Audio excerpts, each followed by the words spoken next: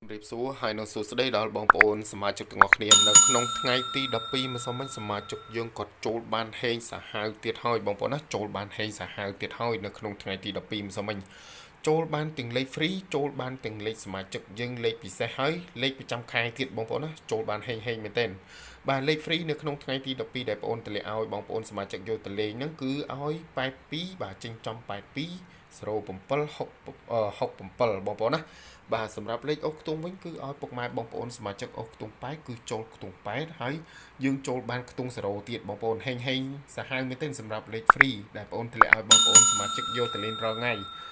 អ្វីដែលជាពិសេសពុកម៉ែបងប្អូនណាអ្វីដែលជាពិសេសហ្នឹងសមាជិករបស់បងប្អូននៅក្នុងថ្ងៃទី12ម្សិលមិញ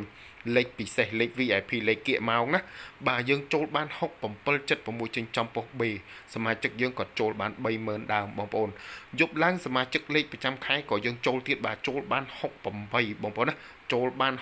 6886បងប្អូនសមាជិកហេងសាហាវខ្លាំងមែនទែនបងប្អូនណាហេងសាហាវខ្លាំងមែនទែនអញ្ចឹងហើយបងប្អូនសមាជិក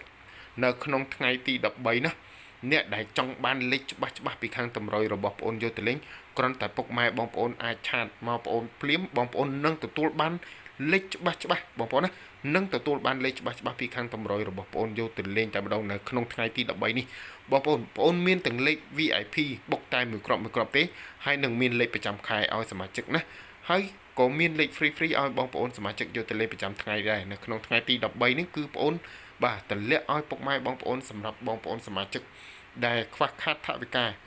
បាទដែលខ្វះខាតថវិកាបងប្អូនចង់លេងបាទ